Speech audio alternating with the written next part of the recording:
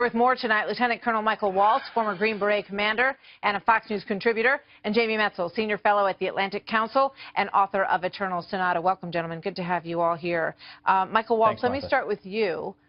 Does it appear that what the White House did here worked?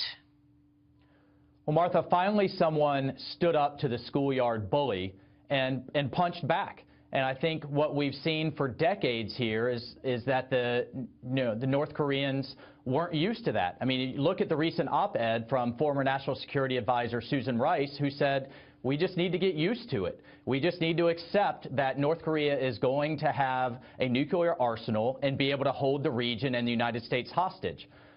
So I think that was incredibly effective. But we cannot get complacent. We cannot rest on our laurels. We have to maintain pressure on China.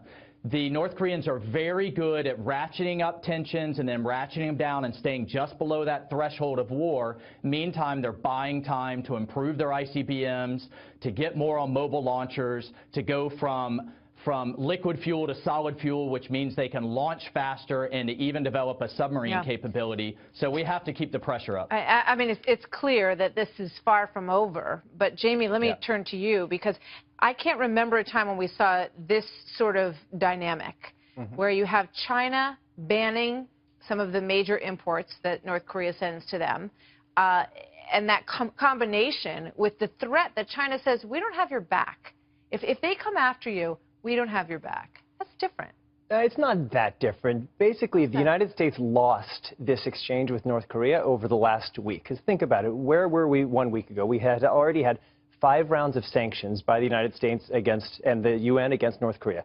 Now we have a 6th. It's very much a continuation of the policy. North Korea was never going to attack Guam. And so we've had this whole exchange where the President of the United States comes down to for the first time ever, comes down to the rhetorical level of the leader of North Korea, and we're hurling insults back and forth. And then at the end of the week, people are saying, oh, it's this big victory that North Korea didn't attack Guam. They were never going to do that because that would be suicidal, and they've known that for 70 years. So I don't know why people are saying North Korea blinked, because North Korea won this exchange, and we'll see what happens next. Michael, what do you think about that? Well, I think, frankly, I disagree. Look, the North Koreans are used to this kind of passive approach. Look, the entire world over the last 8 years was used to a passive approach, whether it was Russia, whether it was Putin, you name it, they were used to basically the United States backpedaling. And I think at this point we made a stand, and we took a stand. And I think it took the President of the United States to have that kind of shock and awe rhetoric, so to speak, to change the Chinese calculus and to change the North Korean calculus. Look, until this point, the Chinese and the North Koreans believed that they have to have an arsenal in order to basically for the regime to survive. Now I think there is a growing question in that part of the world on whether if they get an arsenal, will they survive? And the Chinese, I hope, it remains to be seen because they have played us before, but the Chinese may now be seeing the North Koreans as more of a problem than they're worth. But we have to maintain the pressure. They have both done this before. I think both things are true. I mean, I don't think we've seen this behavior from China in quite this way. And we also know that the game will continue and it goes on. But has the chessboard shifted a little bit in this dynamic? And that may be something that is due to the moves that we've seen from the Trump administration. So in terms of Iran, quick thought on that. Jamie, Rouhani has said that he would turn the power back on to their Iranian nuclear program in a heartbeat if we follow through with these sanctions.